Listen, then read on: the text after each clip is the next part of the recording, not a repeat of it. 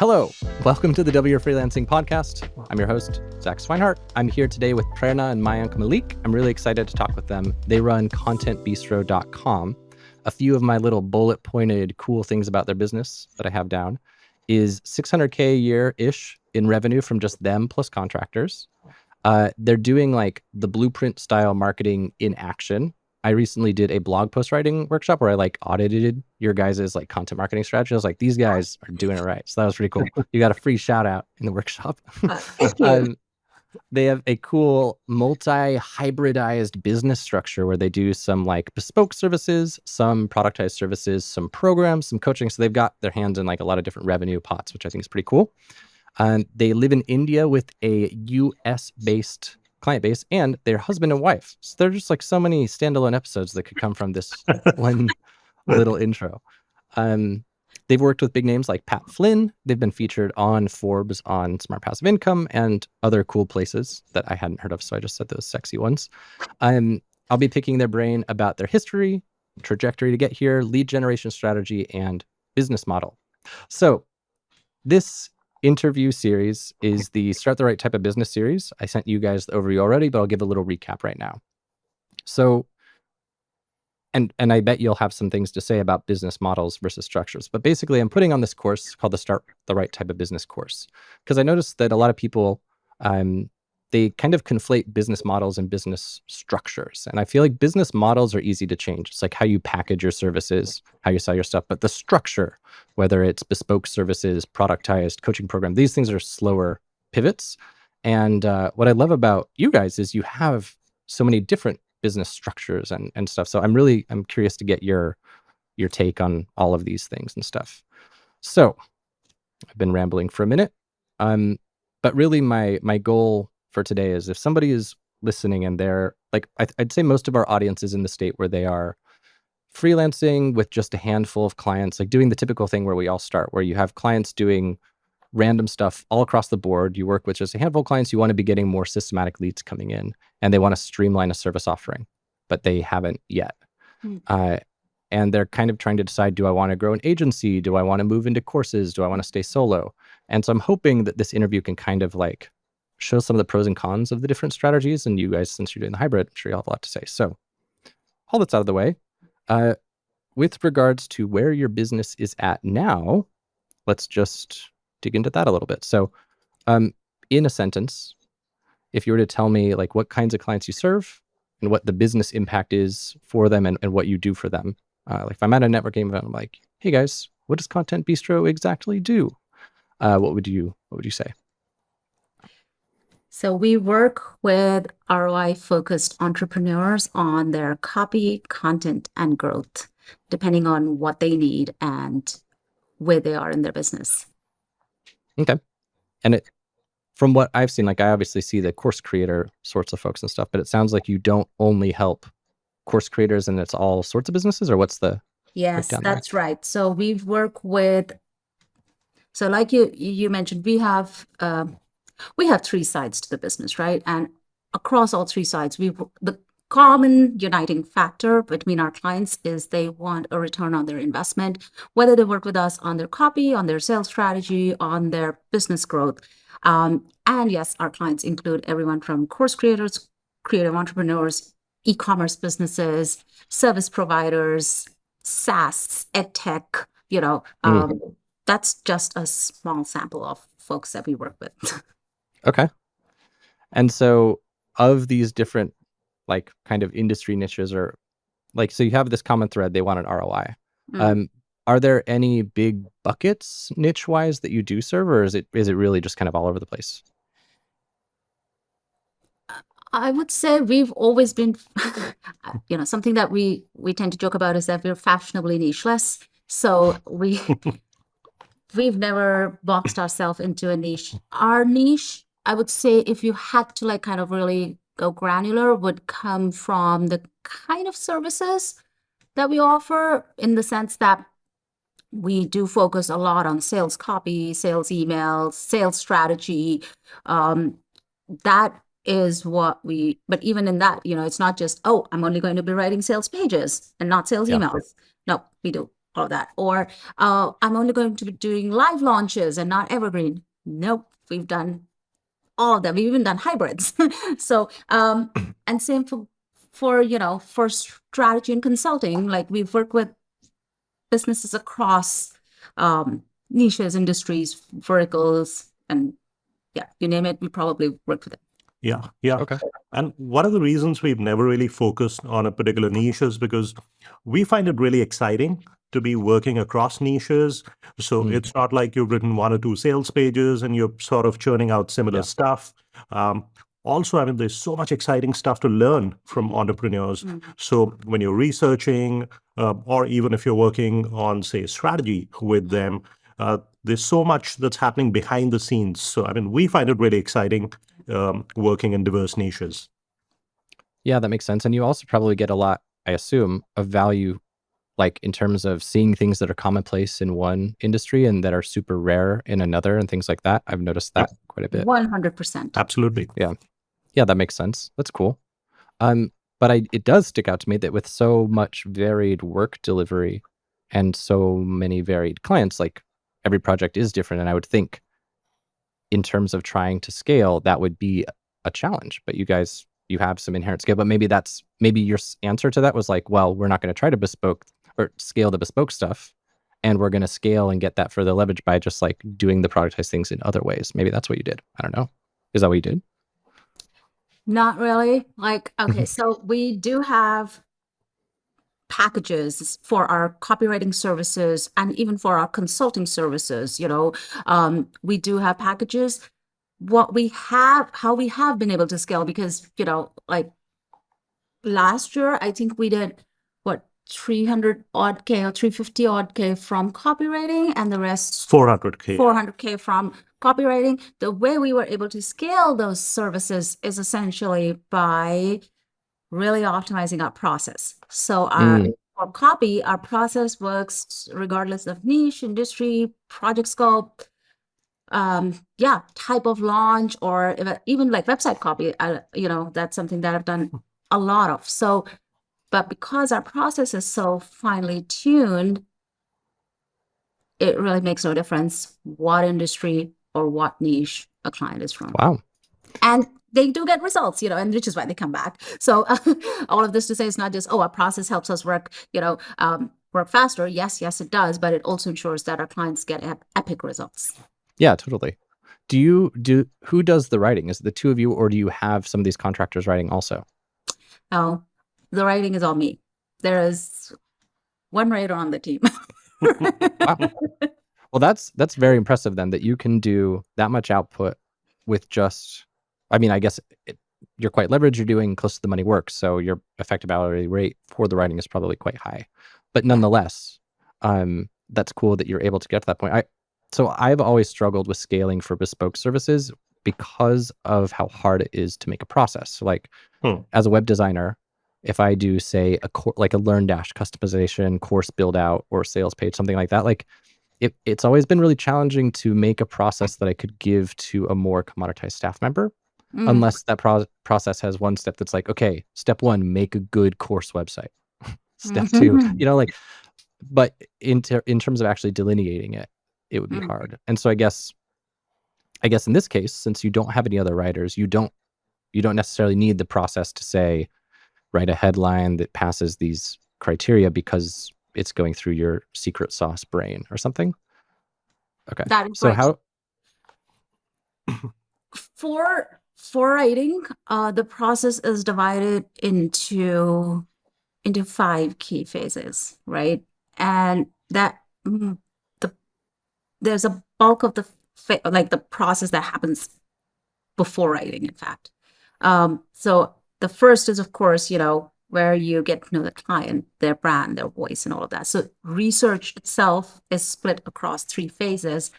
Then the writing happens, then the editing, and then, of course, it goes to the client for approval, which is like the final phase. So our research phase is what we've, optimized really well. So by the time I get all of that data, when I say data, I mean like, voice of customer data, the, details about the course. And that is something, So when I have to sit down to write, I can hit the ground running. And I'm not like, oh, where do I start? Yeah, totally. Do you have VAs helping with that research process, or is this all you? So for research, we have a research specialist working with us.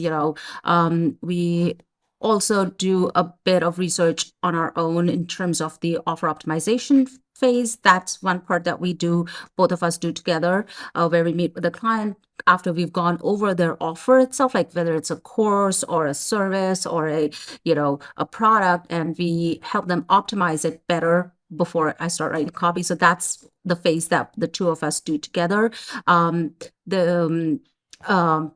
If it's a course, then going through the course and kind of getting data from that's something that, I tend to do. But we do have help for, doing interviews or distilling survey data, and all of that. Yeah. Cool. Like doing literal one-to-one interviews, you have somebody who does those? Yes. Yes. Cool. So I know you said you work with contractors. So no one's full-time, or at least no one's a full-time employee other than the two of you, yeah? Yeah. So is this person who does the interviews, are they like a generalized coach who you gave an SOP to, or is their whole thing, I do customer interviews, or how'd you get that sorted? That seems cool. Their whole thing is I do customer interviews. That's the contract. Our contract with them is for customer interviews. We identify a certain number that we need. If there's a survey, then going through the survey data, going through the testimonials, data mining, all of that. That's their thing. Cool. And when they do these, and this is going to be deep, so I'll scale us back because nobody but copywriters would care about this. But when they do those, do they position themselves as like a staff member of your client's company, or how do they? A team member. A team Cool. member. Yeah. Of our company. Our clients introduce us as working on copy and launches and things like that. And the research specialist is a team member for us, not for the client. Yes. Okay. That's cool. It's cool to see how that would feel from the customer side. Nice. So let me get myself back on track before I go too in the weeds. Lately, I put my own Q in the Q&A because I've been trying to create like a voice style guide so that I could hire writers to write for clients, because that's where I've always struggled. And so I have to be careful to not steer the interview into the direction I'm curious about, but the broadly appealing one. Okay.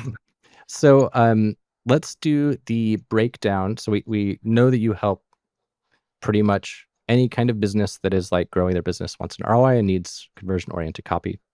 So let's talk about the ways that you do that, because I know you have these different breakdowns. Like, what's the pie chart of your business and service offerings and things like that? So if we look at, say, last year, and I'd say it's pretty much been consistent over the last 3 to 4 years. So typically anywhere between, say, 50 to 60% of our revenue is coming from services. It was slightly skewed last year because we had a massive project where just a single project was 100K. So that sort of skewed the numbers a little bit. But otherwise, typically, I'd say it's about 50% services, another 20% consulting, and say another 28 to 30% would be our program. That's generally been the split in the last, say, about 3 or 4 years. Okay. And that one random 100K client being the outlier, like what's your typical amount of client? Because if you're doing about 600K a year, 50 to 60% services, so that's, as you say, about 400-ish services. How many clients go into that 400K that you work with? I'd say on an average, it would be on the copywriting side of things, say about 8 to 10 clients, maybe 12 clients at the most.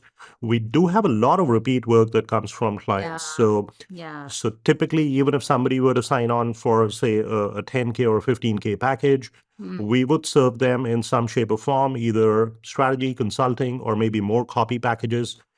On an average, I would say on this side of the business, the average order value is, if you were, is about, say, about 30K to 35K for us.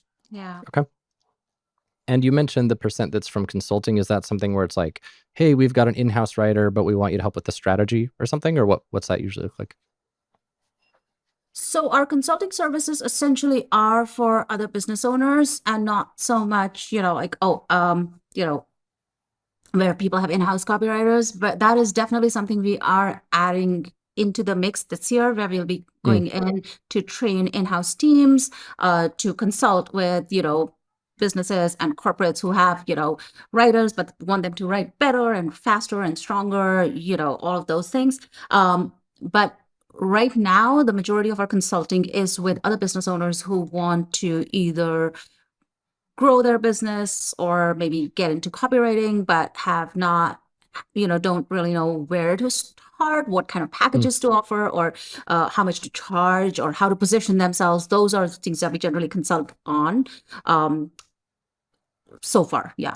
Yeah, and we do have one-off sort of consulting options where you've got a particular thing that you want help with.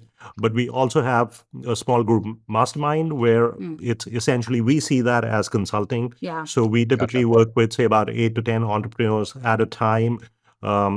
Generally, it's 6 months at a time, but we see people go on for about a year. So that's also an aspect to the consulting business. Yeah. So maybe it's what I would call coaching then. Because when I think of consulting, I think of it as like some True. organization has you come in to do a thing. But this is more like, hey, I want you guys to coach me. And that's what this 20% is. Yeah. Yeah. True. Yeah. It is coaching and cool. consulting. Yeah. And then you said 30% from your program or programs. Yep. Is it one like flagship or is it breakdown? We have one flagship with 2 tiers. Yeah. Okay. And what is that? Just to establish the scope. Oh, yeah. So it's called Ready to Sell. It's a strategy-focused copywriting program that basically teaches everything that I do for clients.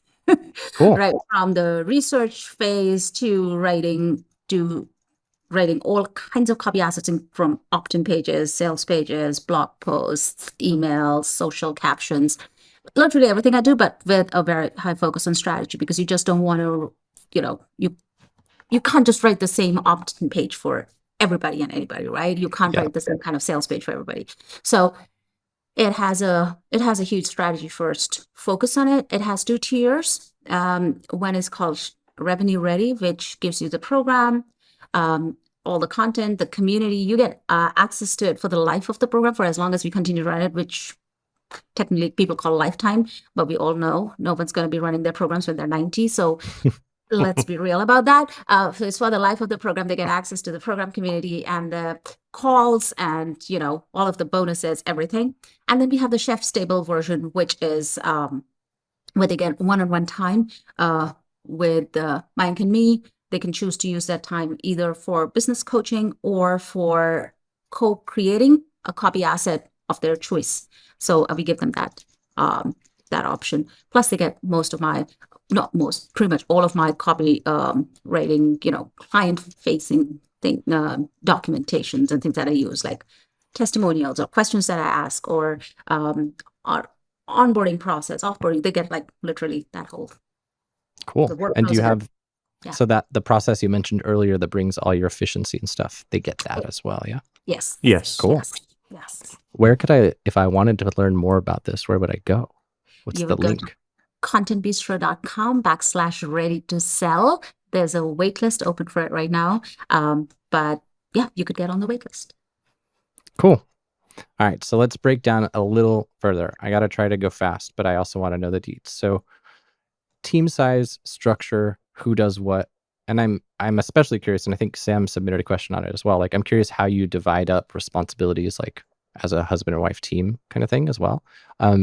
But yeah, so it's the 2 of you, and then you have contractors. So who all is involved in making your business happen? So between the 2 of us, we've sort of evolved over the years. We know what our strengths are, what areas are we not really good at. So the good thing is we have complementary strengths. So if I could do good at data analysis and process improvements, working on better profitability levels, general growth of the business, Prerna's exceptional at executing, at creating copy for clients and for our brand really fast. as far as contractors in the team that we have, we both sort of pitch in to see which contractor needs, say, our attention at that time. So that's pretty much how we've split our areas of work.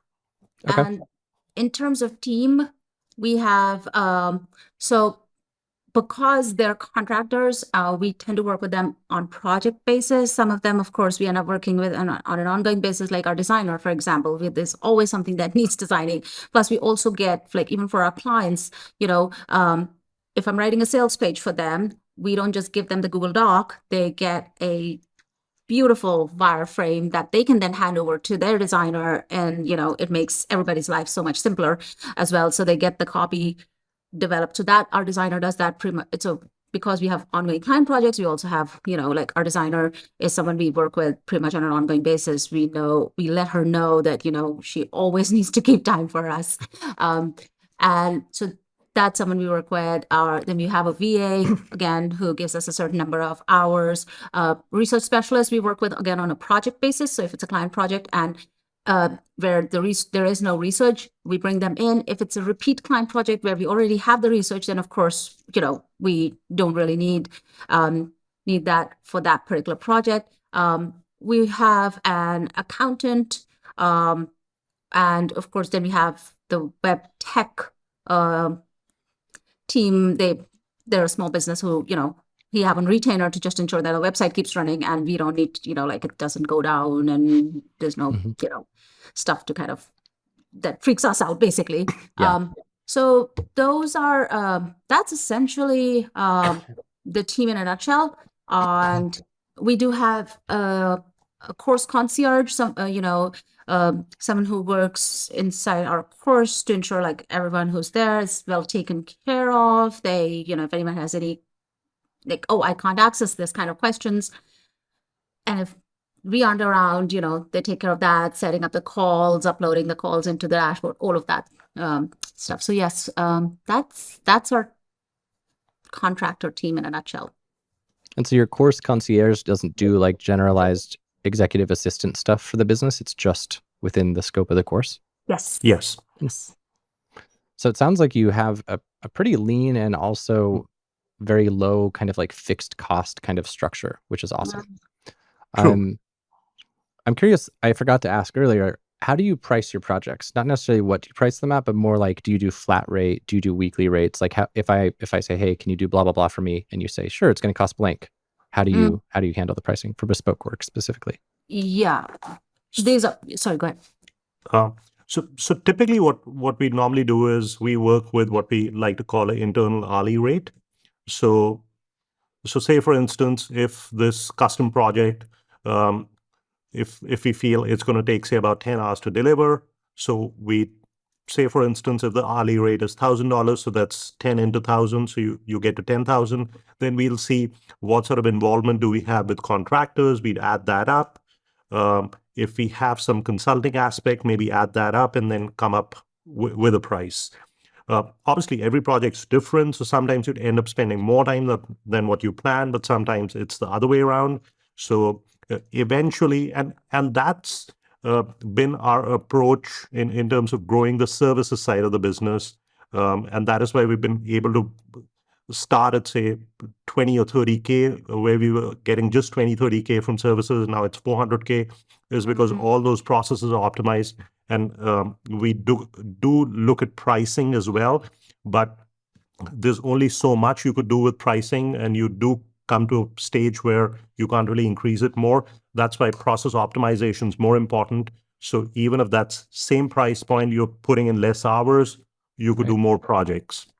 And for the client itself, like, if you were to come to us and say, okay, like, to answer your question where you said, okay, if I were to come to you and say, if I needed A, B, and C, after we've done this, our internal pricing thing, you would get a flat rate. Yeah. Okay, And cool. that is why when you go to our site, we do have packages that if you want to just apply for one of those, you could do it straight off the site, because it just keeps things very, very clear and simple. We don't do hourly, we don't do weekly, we don't do anything other than flat rates. Yeah.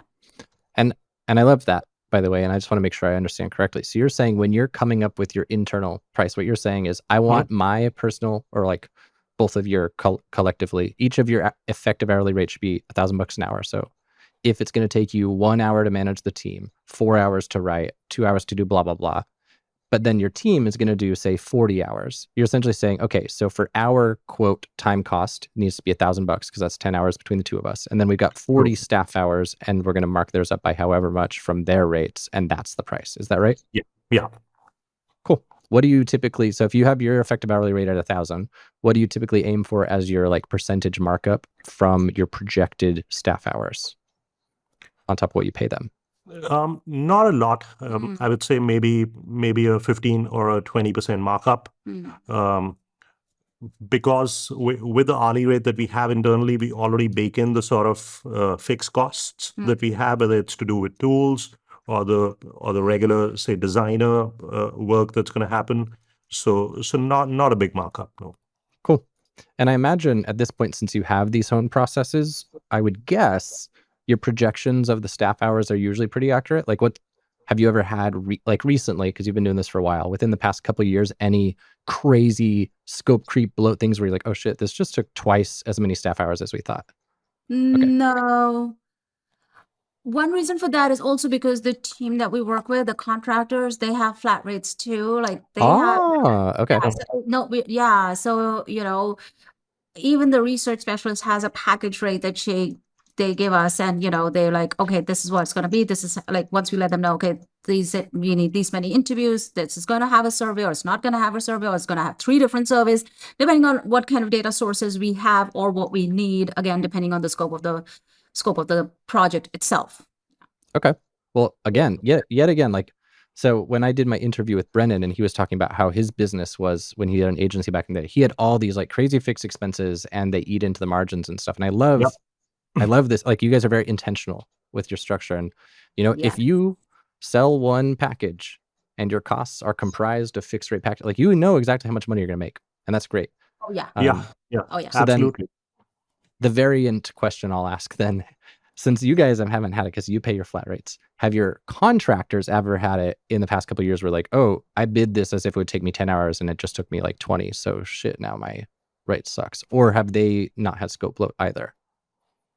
No, I don't think so. And all of them have like fairly well organized businesses where they do, periodically raise their rates if their costs of doing business sometimes increase, or if they've, let's say one of them's, gotten like, say, maybe acquired more skills, or, even just gone deeper into the work that they're doing, whether it's like, customer research and all of that, and they've gotten additional training and things like that. They let us know ahead of time that, hey, I'll be, because of said training, I've acquired additional skills that I'll be bringing to the projects I do. I'll be increasing my rates by X amount by this date, which kind of then gives us enough time to budget accordingly. So yeah, I feel like if you are a contractor working with another service provider, that is super important that you don't just spring rate increases on them out of the blue, because it's, for every business owner looking at their not just forecasting revenue, but also forecasting their profit margins, things like that. These are numbers that are super important for them to look at. And it's just, it just makes for a really great working relationship if you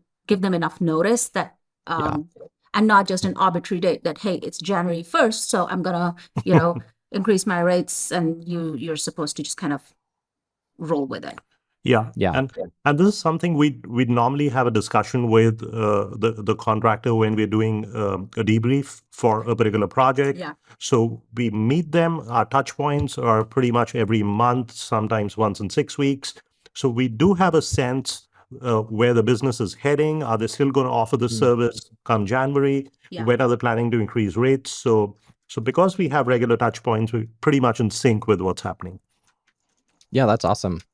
And something that I've been reflecting on and wanting to experiment with is when I was running my agency in the past with contractors, like I was trying to do the thing where you get more arbitrage on the hourly rate by finding someone who's more in that commoditized, newer kind of area, and then you get more markup. But I've always felt like it's such a lost opportunity that I never tried hiring someone who I didn't have a huge margin on, who was like very expensive. So I don't really know what it would be like, but my hunch has always been, I bet if you're not trying to pay a developer $25 an hour, like, you could probably get a better developer. So I'm kind of curious. It sounds like with you guys, you are not just hiring cheap commodity consultants. It sounds like you're hiring people who are really good and probably not cheap. Yes. Yep. For us, client experience at every point, whether it's our services or our programs or the coaching, client experience comes first for us. Like we want our clients to have an exceptional experience. I mean, just our copy projects, like Mayank was saying, like those are 5-figure investments, right? Like you cannot, in all good faith and integrity, tell a business owner to pay you 5 figures and then nickel and dime your way to providing that experience. I mean, that is not how this works. If you want to build a business that is known for doing great work, then you got to do great work. And if you need to bring in people for that, you want those people to do great work too. So I know, I mean, again, that's our approach. Like we've always been very clear. It doesn't mean that, we would just go ahead and hire whoever is the most expensive out there. No, we do our due diligence. We want to look at, how can we bake this into our projects, our pricing and all of that. But at the end of the day for us, and that's something that, we've always been very clear on, is ensuring that our clients get an exceptional experience. And how can we make that happen? That's awesome. I'm curious, just if you're comfortable sharing, like, what would you say the average effective hourly rate of your subcontractors comes out to? We've never really looked at it from a hourly rate standpoint because, like Prerna said, it's like the research specialist. If they charge $2,000 or $2,500, I don't know, they would be spending what, about I have 20, 25 hours or I don't know. It kind of boils down to their process. Like what we do is we don't ask them, okay, how many hours is this going to take you? Yeah, you're We just tell asking them for that, this is the what result. we need. Yes. Yeah. What would you charge for that? Same with the designer. Like we don't care if it takes her 30 minutes or it takes her 60 minutes or 90 minutes or whatever. We just let her know, hey, this is what we'll need. What would you charge? And if it works for us, then yes, let's do it. Yeah. And so I imagine, like, the reason I ask this, also, number one, I have 2 branching questions. One is going to be like asking about when you mentioned when you were at an earlier stage, at that like 30 to 40K a year stage. I'm curious how your subcontractor pricing incorporations varied between then and now. And then the other thing I was thinking about is like, suppose you lost your designer and or some other small part of the project, and you were trying to find a new one, and you had to let me think of how to articulate. Basically, what I'm wondering is if you lost something that represents a small kind of aspect of the value delivered to clients, and you tried to find someone who was just as good, but the only way you could find someone who was just as good would be someone who is like, I don't know, let's say 50% more expensive. So like considerably more. In that case, would you eat into your margins? Would you raise your prices, or would you try to find someone who was the same price even if they weren't quite as good? I'm curious, like, where the value hierarchy goes. Yeah, absolutely. So essentially, because of not landing in a situation like this, we normally have at least 2 contractors for a given piece. So if it's research, then it's not just one person that we're working with, because sometimes they probably don't have availability. Sometimes we need quicker turnaround times. Having said that, if we do get into that situation, definitely eat that cost. Not raise the price, still give a great client experience. Then solve for it later in terms of what you can do to processes, or maybe hiring differently. But that's definitely the longer game. But cool, smart. But yeah. And to go back to the first part of your question, that when we were at the 30K, 40K, 50K, sub 100K mark, how did our subcontracting look? It looked very different. We were not subcontracting all of this out. This came about much later. We were, you can either spend time or you can spend money, right? So we chose to spend time.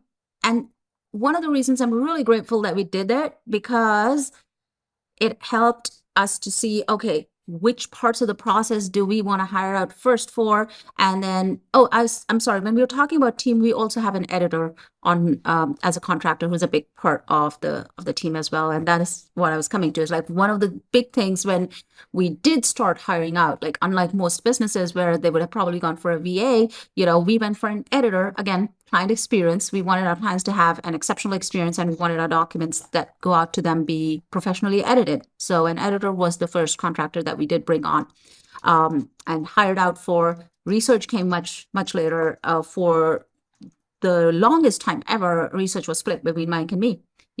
I would do the interviews, and then Mayank would do the data mining and, just kind of compiling everything and all of that, which is great because then how things are done. And I don't say, Yeah. I would say like, I recommend everyone does that. Like if you can choose to hire out right out of the gate, go for it. But if not, that's okay. Because when you Yeah. do hire out, you know exactly what you're hiring out for. You know if there's a break in the process somewhere, just how to kind of keep your expectations right. It's like a whole other experience. So yeah, just to Yeah, answer your and question.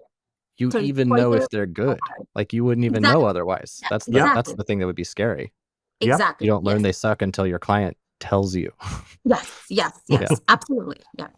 I like this question Jasmine submitted. She asked, how do you make sure, and I have a feeling I can guess the answer, but I want to hear it without saying anything. How do you make sure that your contractors give their very best when they might have their own clients who they have like a hierarchy preference thing too?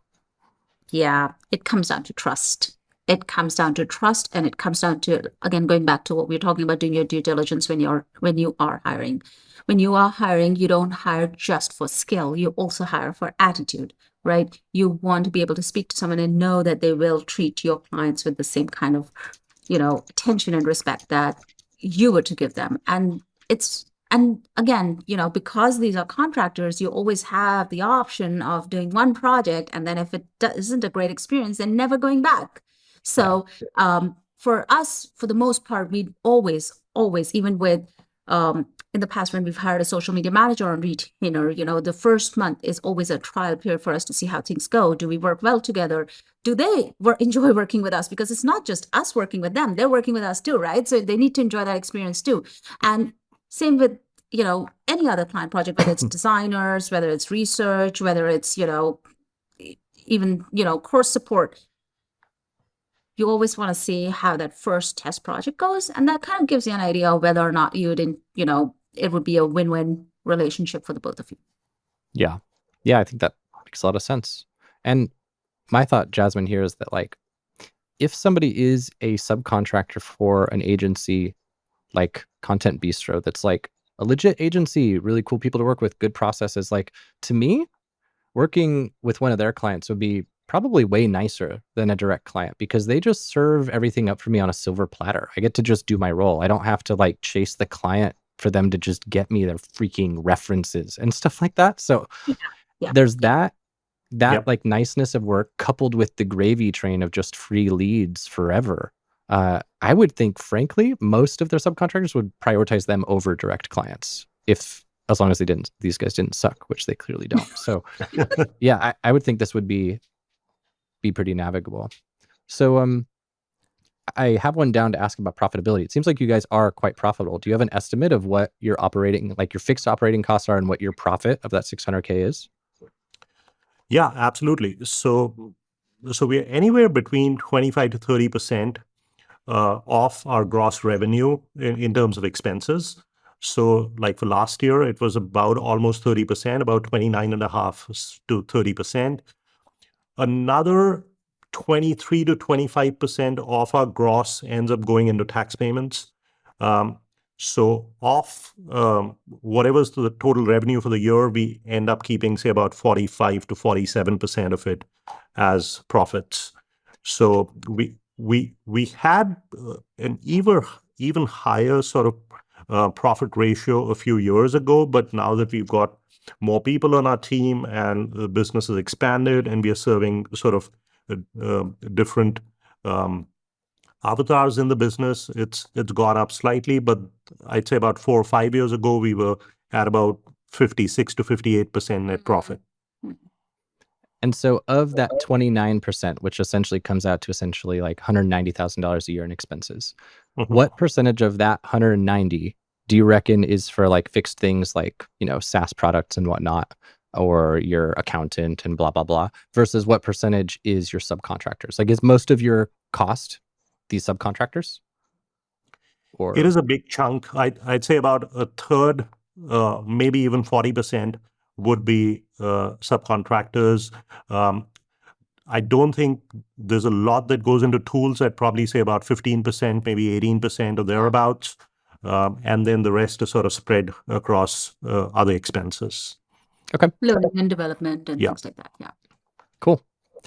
And so I have a multifaceted question. First off, how are you getting clients? Like, where are the leads coming from? And then I'm also kind of curious where you learned it. Cause like, again, I said, you guys do like the blueprint in action.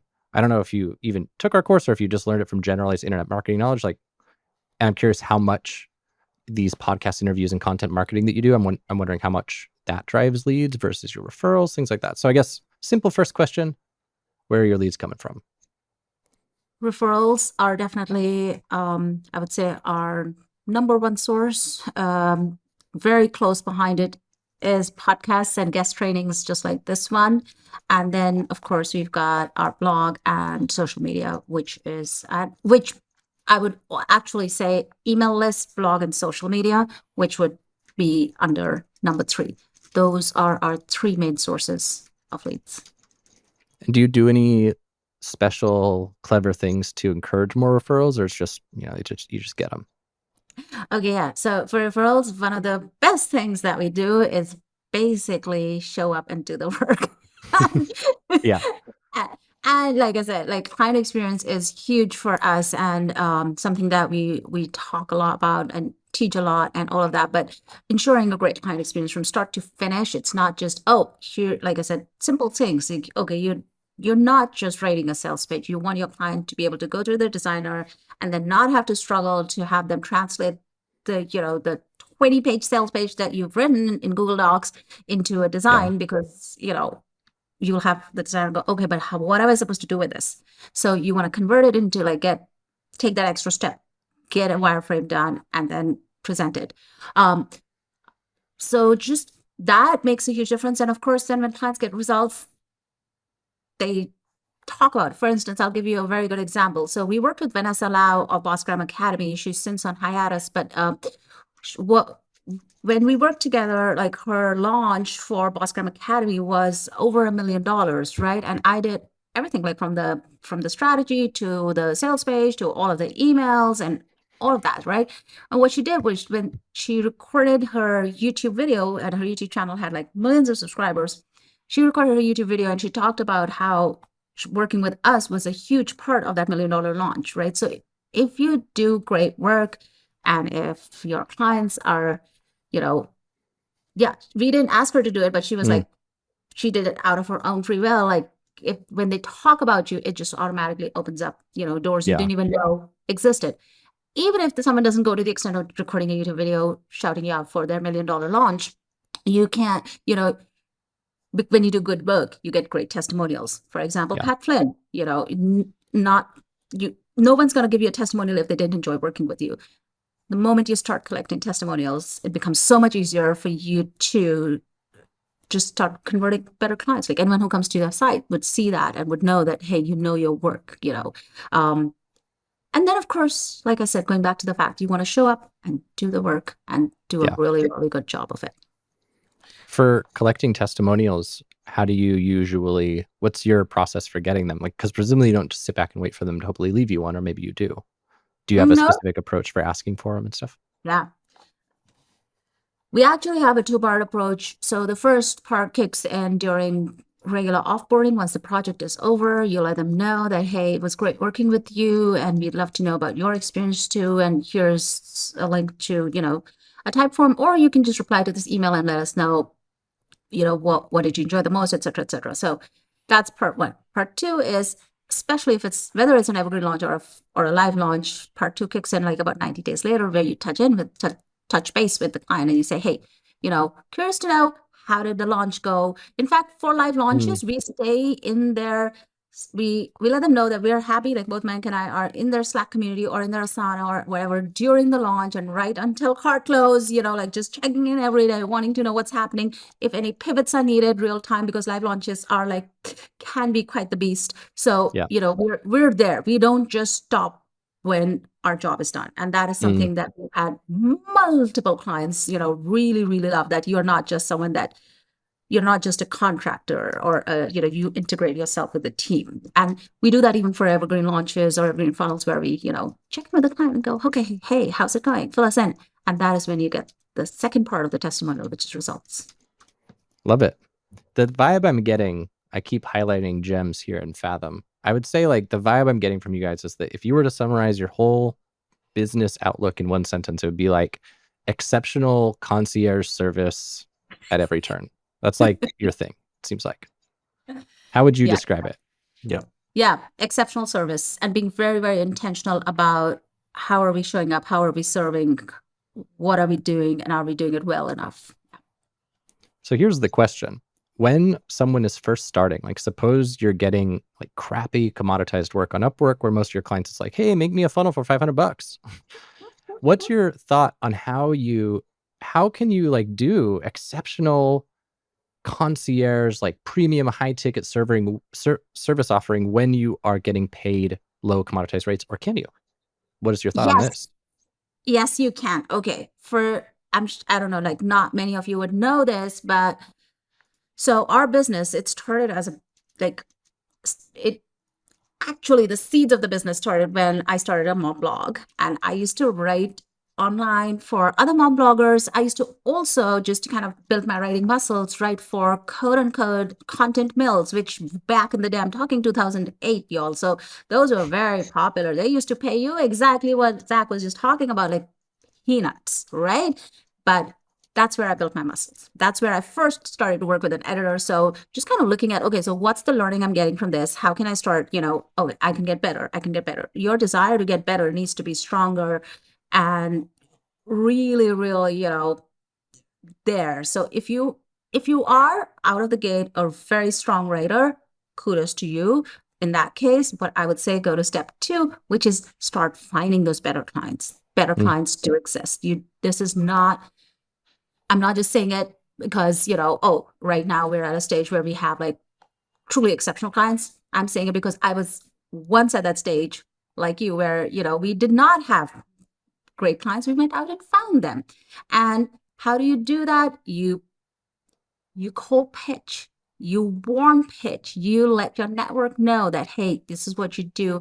Who can you work with? And you refine your process with every single project. So that is what we did. Like we were, in fact, the other day we had this, pitch tracker back from 2013, 2012. 2012, yeah. 2012. Yeah. So we used to send out like 40 pitches in a day.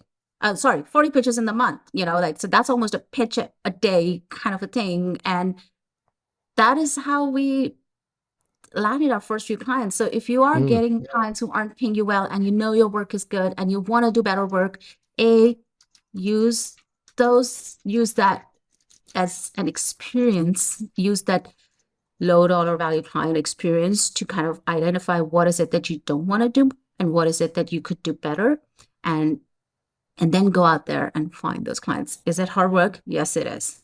Does it pay off? Absolutely. What was your process back then? Like, how many of those pitches do you reckon you had to send before you got your first good client, or at least your first like not sucky client? I would say about 60 odd pitches in is when we got our first. We started off with social media management services and letting people know, like, so what I was doing is that because I had a blog, I was also doing guest posting for other mom bloggers and things like that. And so letting them know that we're looking for clients was a great place. But from the pitches, I think we were 60 pitches in when we got our first client for ongoing social media management services. And she was really good to work with. She was a doll company. She sent us her dolls so that we could, actually see how they are. It was a really great experience for us. And 60 pitches is basically 2 pitches a day, so. And And this is again way back when, you did not have access to so many tools that can now speed things up, yeah, or even finding businesses used to take so much time. Right now you have databases that you can actually just go into and look at and see which business has gotten funding and things like that. Hmm. I'm talking about 2011, which was like Blogspot days. So everything was like dinosaur speed. Do you remember the format of your?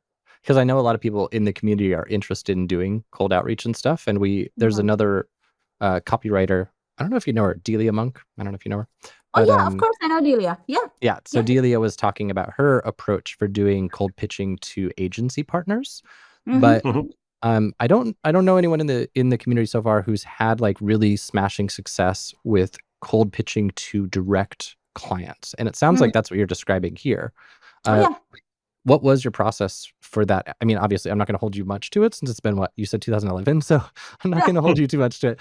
But was it? I'm just curious how you structured your email, and now with all your today experience that's happened in the past decade, what you might change if you were to do it again.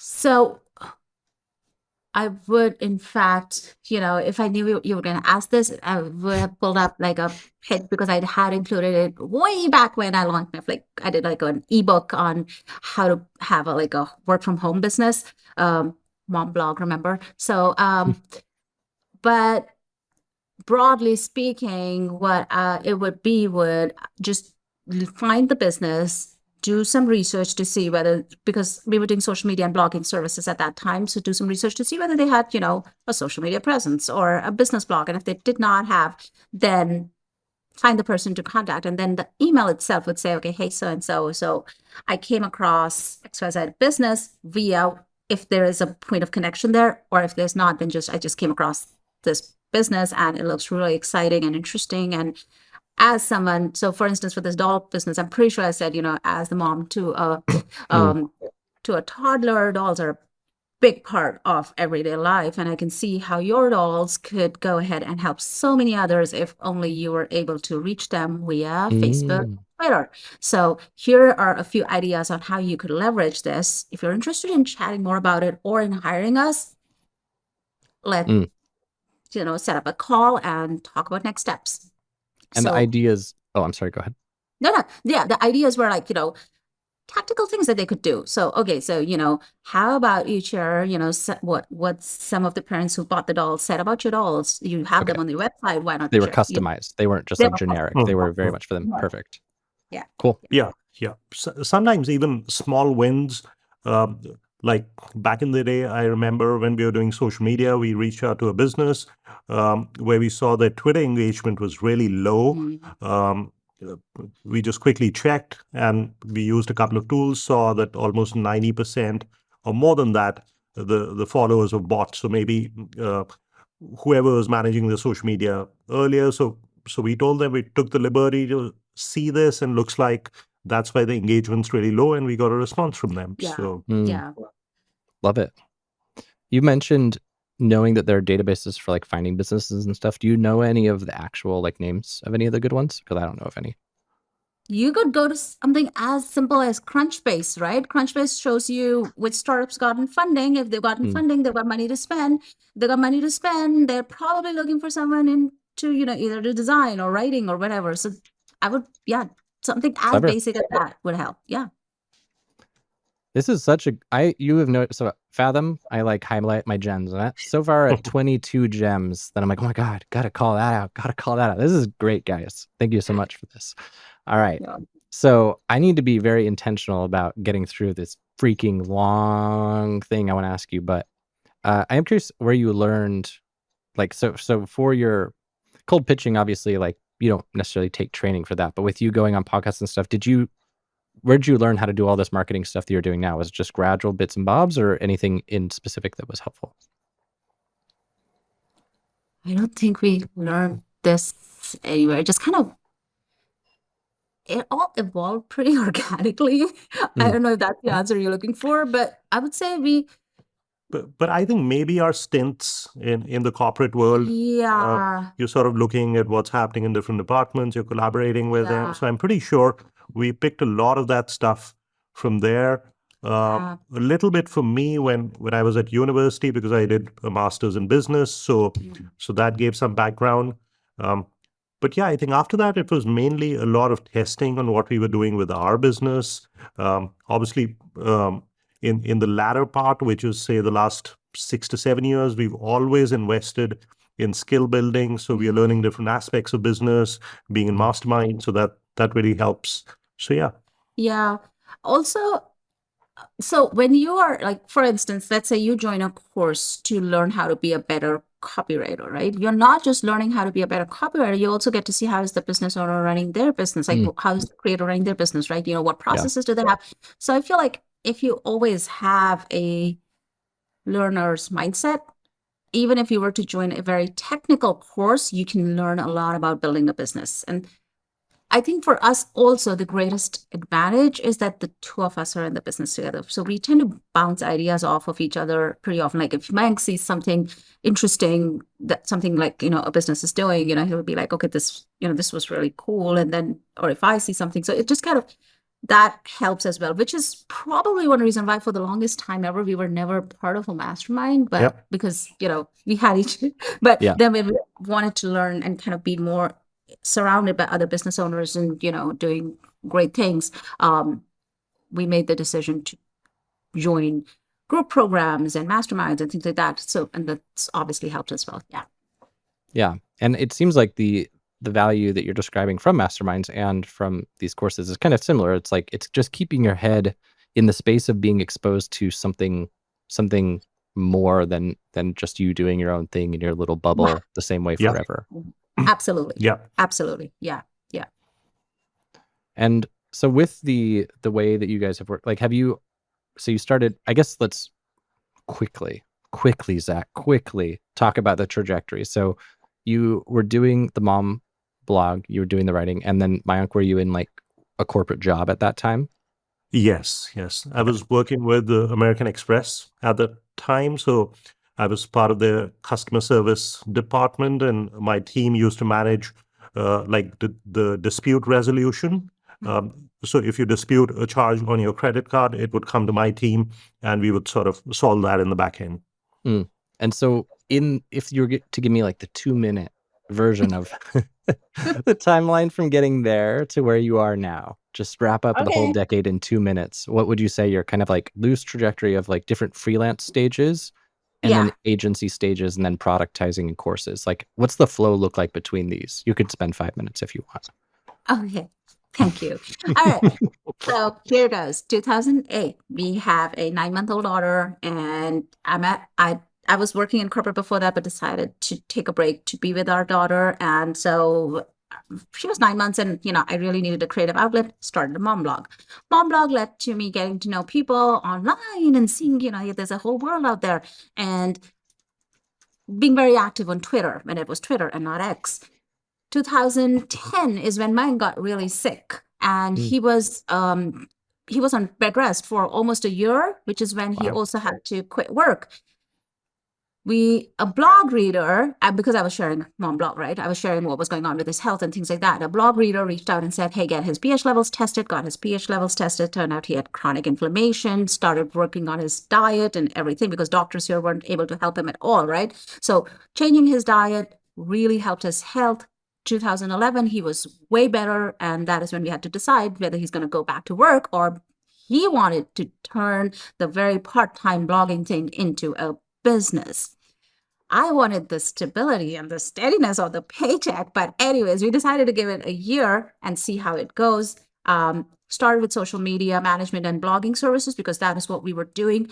Pivoted into copywriting around 2016. 2015. Sorry, end of 2015. End of 2015. End of 2015. And then here we are. Just summarize all that 8 years into here. So let's hear that though. Like what was the trajectory, like the kinds of projects you were doing, the kinds of clients, the team augmentation, the service offerings, like what's the past 8 years look like in that sense? Actually, not 8. 2016 to now. Yeah. Okay. 8 years. So 8 years. Yeah. 8 years. So 2016 to now, we started with sales pages. That's what my first project was. Sales page copy. I'd taken a course by Bushra Azhar, and gotten, like, because I'd had started getting clients asking, hey, would you write sales pages for us, or would you write sales emails for us? And I'd only done blog writing till then, right? So Mayank was like, why don't we add this to the mix? And we were like, okay. So we took a course, decided to start doing copy, started doing sales pages. When the very first sales pages I wrote did really, really well, got me a really good testimonial. I still have it on the site. If you reach out and ask me, I will tell you which one. It was for someone really cool in the industry as well. So that was fun. And then it just kind of led naturally to, hey, would you do sales emails too? And then I did Copy Hackers, the copywriter mastermind as well, took copy school, started using a lot of that, but also with every project that we did, we have a debrief process. We would see, okay, what could be better? What went really well? What could we have tested out that we didn't? What could, and from a client perspective also, just debriefing with clients and getting to know, okay, how did things go? What can we improve? What was the highlight? What was the low light? All of those things. That is when we realized we have a natural gift for strategy, and our clients started noticing that. And that is when, we really shifted into not just being, I'll write a sales page for you, but asking, what is the sales page going to do for you?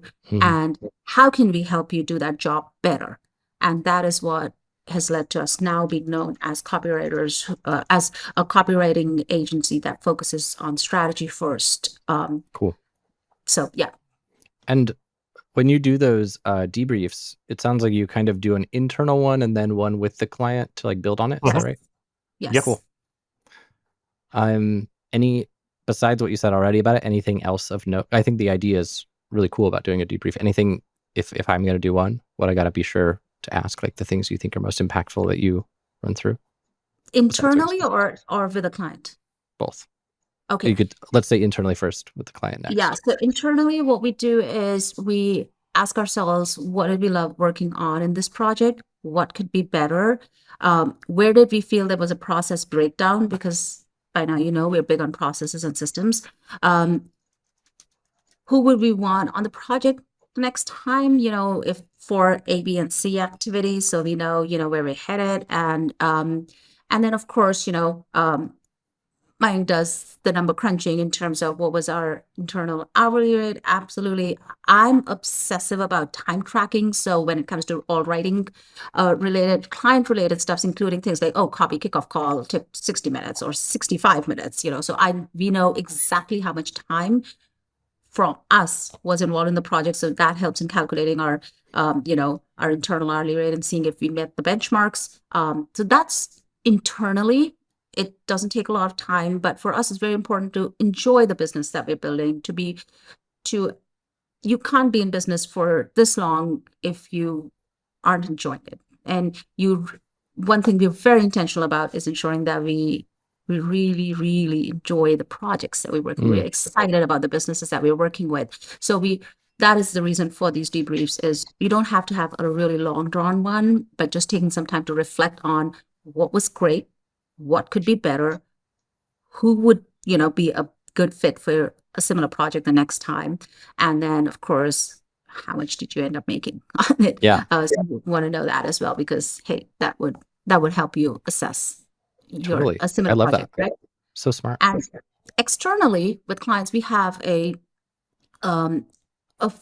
more formal document that we go over. We look at logistics. We look at how did they feel about the launch? What were the highlights? Where did they feel most stressed? Even if we were just involved in, say, writing the sales page, we would want to know, what worked really well for them as a whole. Where did they feel they could be better supported? What was, of course, then in terms of, numbers, like what were the conversions from all different sources? How are they, what excited them? What are they looking forward to next? So it's a more formal document. We have a whole list of questions that we go over. Yeah. And how long after finishing do you do that with them?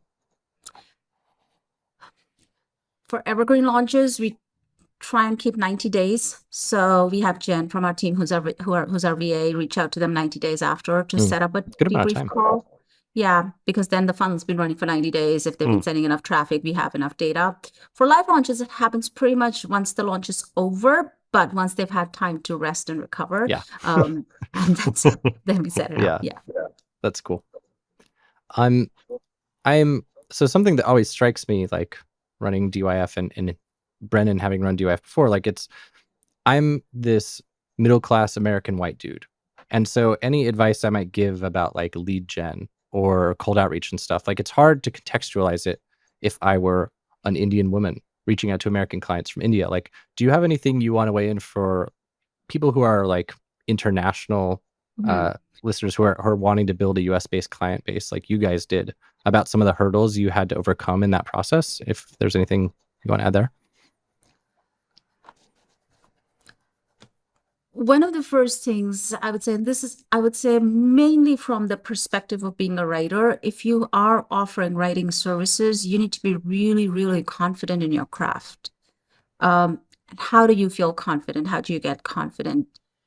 A, of course, make sure you're acquiring those skills, but B, make sure that you're getting critiqued for those skills as well. So that content mill experience that I talked about, that was my first experience working with an editor. The very first article that I submitted, the good thing about that content mill was they weren't just publishing everything, right? They had standards. So we had editors, right? And the first article I wrote, I remember it came back with so many red marks. It was like bleeding red all over. And reason enough for me to think, I'm never going to do this, because I, in my head, thought I was a pretty good writer. But taking that feedback and implementing that feedback and knowing that with every article I submitted, I could be better, like getting that critique in was key for me. And when we started pitching, then we knew that the work we were doing is good. It's not, they're not going to be cultural references that aren't going to make sense for, say, an American audience. They're not going to be typos in our emails. There's not going to be. And right now, and like I said, this is like way back when. Right now, you have Grammarly, you have different, so many things at your disposal that could make sure that what you send out is error-free, is professional, sounds relevant, and is, just reflects your expertise. That is number one. Number two, I would say for us especially, and even now, is just having that mindset that you're, is there a difference because we're in India and, like someone else may have an inherent advantage by being in the US? Yes, but it's up to you to whether you let that difference hold you back or whether you let it spur you on. Because one thing that we've always believed in, like disadvantages, and I'm putting air quotes around this for those of you who are listening on audio, like disadvantages don't necessarily equal defeat. You got to remember that. This could be disadvantage of location. This could be disadvantage of education. This could be disadvantage of,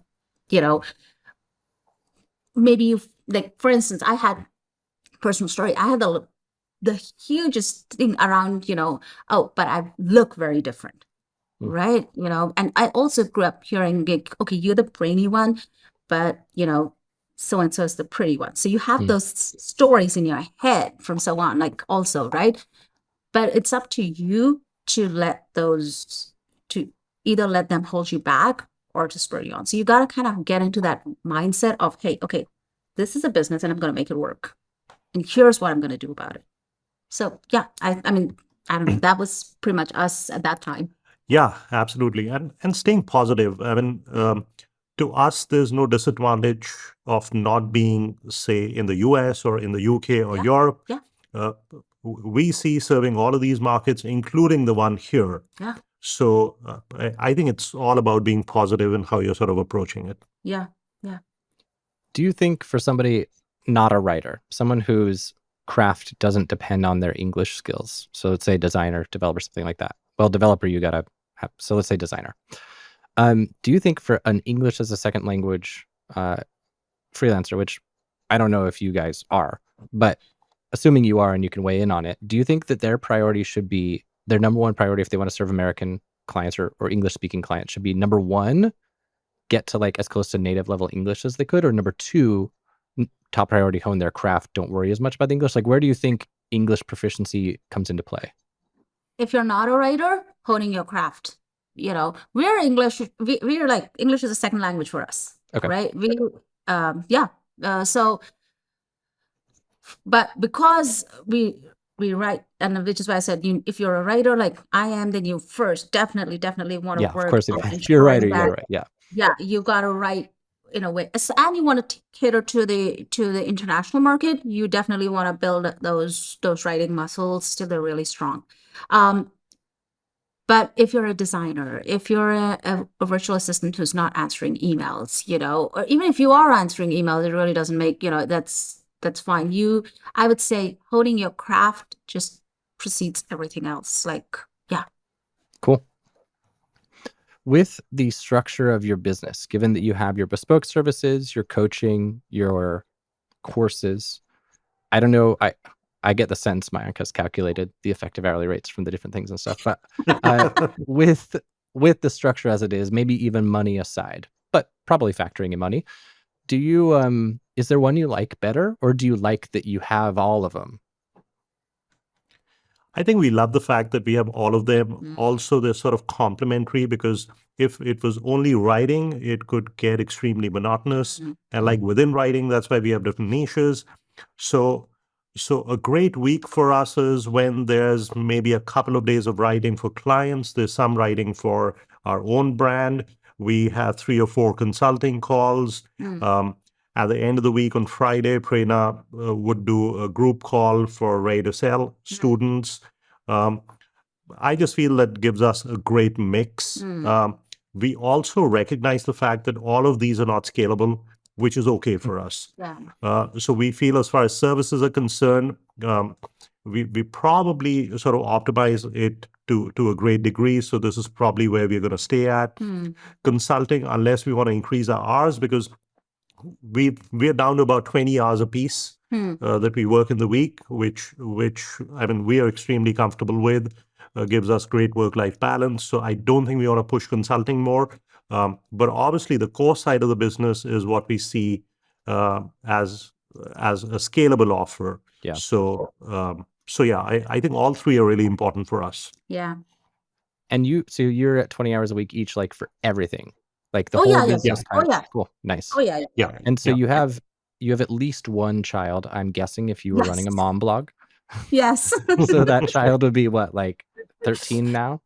No, she's 15. Okay. Yeah.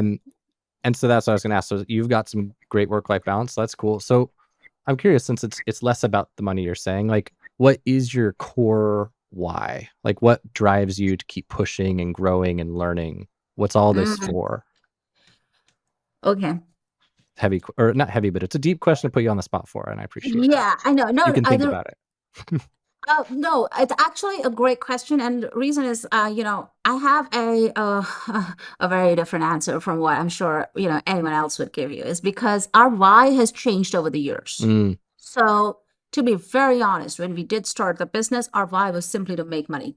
Like, yeah, I think we all start there. Yeah, no grand purpose, no changing the world, no winning prizes or anything like that. Simply just don't make starve to death. Yeah, exactly. Because what had happened was, so Mayank was, like I said, he'd quit work. He was in bed rest for a year.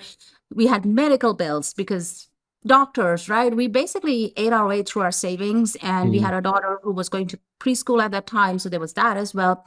So it was,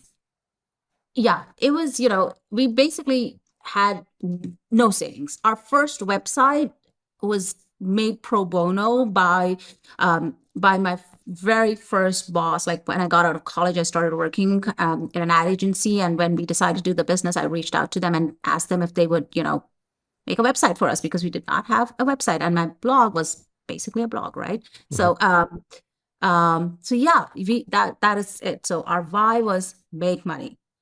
As our business has grown and evolved, our why has come back to, or has settled on, building an intentionally profitable life for us. And that's become like almost like our our North Star is like, Yeah. is this intentional? Is this profitable? And profitable Mm. isn't always money, right?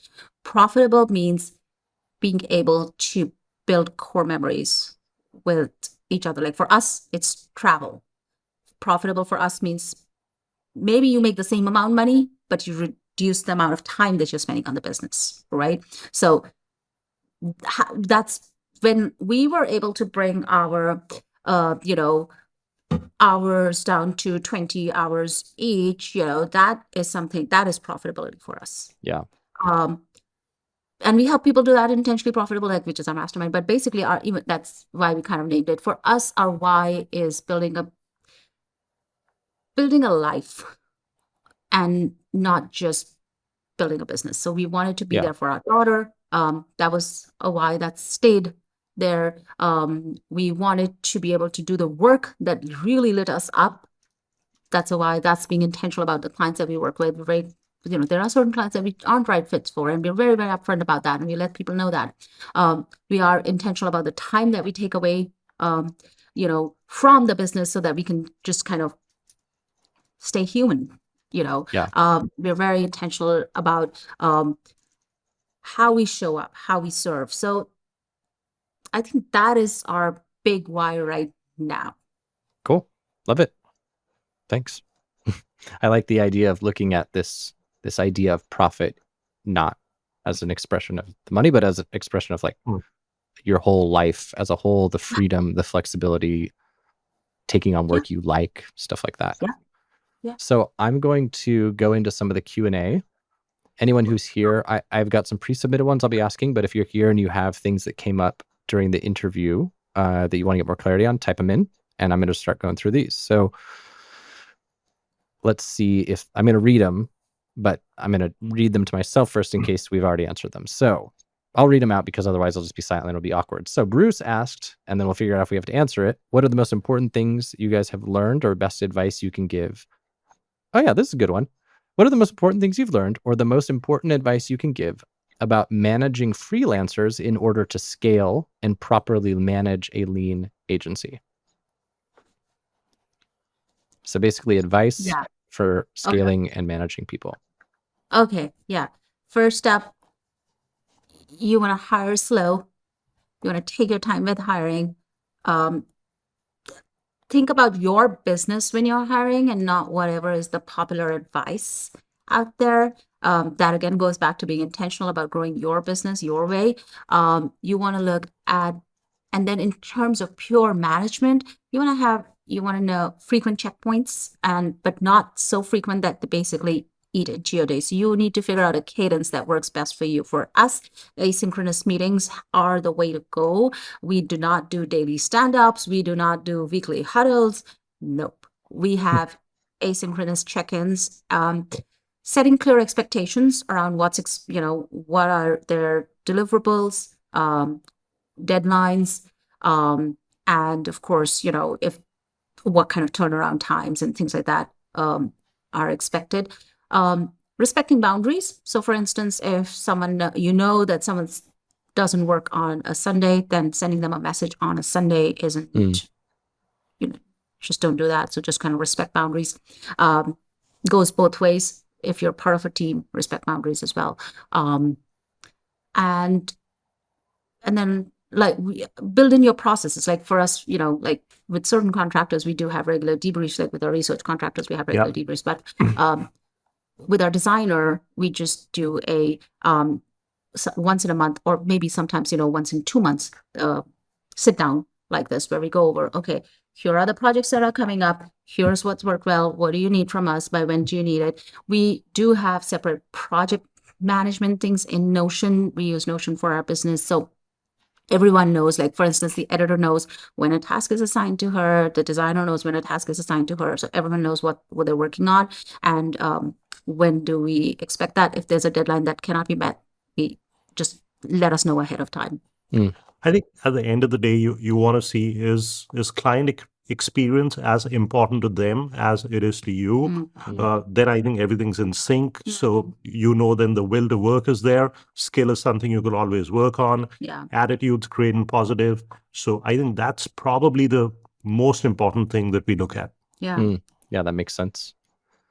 Sam asked how you guys balance the professional and personal relationship. Like if you designate certain times for yes business talks and no business talks. Sounds like yes. All right, let's hear it. Let's hear the Yeah, wisdom. this has been a work in progress, right? So we'll be very honest with you. So we bring complementary skills to the table, like Mike was saying, but we're also very different personality types, right? So I'm very type A, very driven. I can be on go mode all the time. Mayank is not like that. Okay. So one of the things that we consciously had to work on is wrapping up work and shutting down shop talk. Because if it were up to me, I could talk business all the way 24/7. It gets very exhausting if you are not that kind. Frank isn't. So what we now do, what works really well for us is we have a firm shutdown time. So now, for instance, we generally wrap up work, and we've pretty much stuck to this even when our daughter was small, is that, when she comes back from school is when we kind of shut down work. So right now, when she comes, she's in grade 10 now. So when she comes back, that's around 4:20, 4:30 in the evening, we shut down work. We do have calls like this one, which sometimes happen in the evening. But now once this call is done, work is done. So we would not talk about work. Oh, that'd be so hard. Really, yeah, I know, right? But yes, one of the things that's worked for me is that if I think of something that is work related, I write it down now, and then I bring it up the next day. Earlier, I would just go, okay, one last thing, oh, one last thing, So yeah, this sounds like my thing with my girlfriend. We've been trying to get me to channel some of it into ChatGPT, where it's like, just Zach, go talk to Chat about it. It has not had great results yet. But the writing down, that's a good one. Table it for later. So that's something that's worked really well for us. Then, of course, keeping weekends work free, because that's been great. Integrating sports into our daily life, like Mike plays tennis. I've started learning how to swim, so that was great. So just kind of getting non-work hobbies, non-work time, intentionally building all of that means that we can, not Plus having work be your whole relationship foundation. Exactly. Absolutely. Vacations. We take laptop-free vacations regularly. What? Like, don't bring. Oh my God, I'm scared to do that. I wouldn't do it. I couldn't do it. I need it. I'll get there one day, maybe. So so those have been some ways that we've been able to kind of keep the keep the boundaries between work and personal very clear. It's not always been like that. So if you're just starting out working with your partner or your spouse, and it's okay if it kind of feels really messy right now, because that was us, and we've been doing this now for over 12 years. So, but for the last few years, it's been pretty clear around, just kind of keeping our boundaries very clear.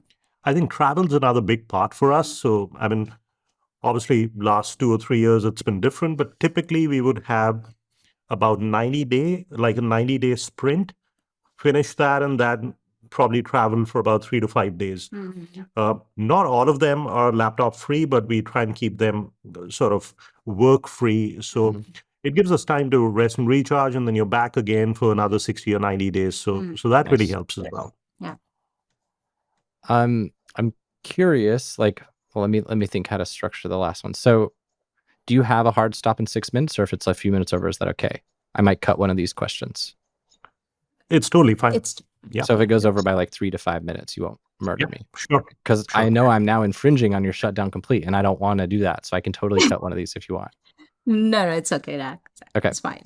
So Tim had asked, so you guys do some strategic content, you do your podcast, that sort of thing. He was specifically asking this probably from an SEO perspective, but even if that doesn't play a part and it's just how you guys create content that hits the mark, I'm sure that'll answer it. So he says, I'd love to hear some details on their strategy, especially their process to plan, create, and monitor content. And then I asked a follow-up question, and he said more specifically how they choose keywords that relate to their customers' pain points, and then what their strategy is for pushing people who read their blog through the funnel, stuff like that. Yeah. So we do very basic keyword research. quite honestly, I tend to use, I use the Keywords Everywhere tool. If you haven't gotten it installed on your Google Chrome, you should be using it. It gives you great insight into search volumes, competition, and all of the good stuff. What I look for is when creating content, what Mayank and I kind of focus on is A, what is it that we're promoting? And B, how is this going to serve our clients? Because even if someone were not to buy from us, and most people don't buy from you right away, which is okay, you do want them to walk away with value after they've read your blog post and kind of reference it and bookmark it and share it all over, right? So that's the whole idea behind our blog content is, yes, there are keywords. No, it isn't, just SEO articles. It's very tailored to what are some of the challenges that we see, even like clients or questions that clients come to us with. For instance, you'll find a very detailed blog post on the article on bonuses, because I got so tired of seeing bonuses that were basically glitter wrapped rocks that I needed to put something together to help, anyone who comes to us, whether they are prospects or clients or whatever, to create bonuses that were great value for their clients. So there's a huge blog post on that. There's a lot on pricing your services, because we used to see everyone on Instagram share, charge what you're worth. Okay, worst advice ever. What do you mean charge what you're worth, right? Like you need to kind of look at everything that we just talked about when you're pricing your services. So are those articles optimized for search? Yes. Are those the best keywords that we should be writing for? No. But for us, like going back to client experience, anyone who comes to the blog should walk away with a great experience. So that's our strategy in a nutshell. Cool. Love it. Another one from Sam. It's almost like a key hire question, but and I think it sounds like the answer was maybe the editor. But he said, what's the most useful contractor relationship or outsourced job for your agency growth? And then I clarified, is he asking a key hire? And he's saying, yes, exactly. So in some cases, maybe not the first hire or whatever. So he's interested to hear. Yeah. Right. I would say it kind of varies. It depends. I would not say, it's one is more valuable than the other. They all bring very different talents to the table. So, our designer is just as valuable as our editor, and our editor is just as valuable as our research specialist. And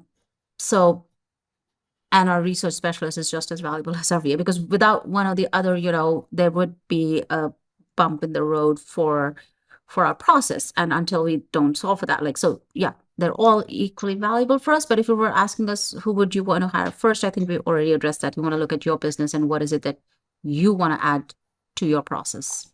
Yeah, that was going to be the rephrase. I'd say if you were to say what's the biggest rule of thumb for deciding who the key first hire would be, would you say is it the amount of your process that they would own, or what makes that decision for you? If it was one quick rule of thumb soundbite. I think typically we are looking to solve a problem where either we are saving time or that person's going to help us with building our revenue. Yeah. So that's typically what we are looking at, because there are aspects of business where we are pretty good, but hiring that out really saves time and helps us do things which are more productive, more profitable, and hence we can add to the top line. So it's either saving time or can this help us get more revenue? Yeah. It makes a lot of sense. It really does. All right. So I'll skip my question. That's what I'll do is I'll cut my own question from the FAQ and I just won't ask it. So let's go into the closing. Then you'll be only 1 minute late to your life. So anything you think I should have asked that I didn't, that would help people compare business models or get a sense of what kind of business they want to grow, that kind of thing? I think probably, you've asked really great questions, but probably asking, kind of looking at, okay, so why did you decide to offer services and products and, and work? So maybe, why did you mix up multiple services, whereas, most people would tell you go with one program, one service, get known for that. And I feel like we did kind of cover that, but so why did you, if we were to quickly say? To keep things interesting.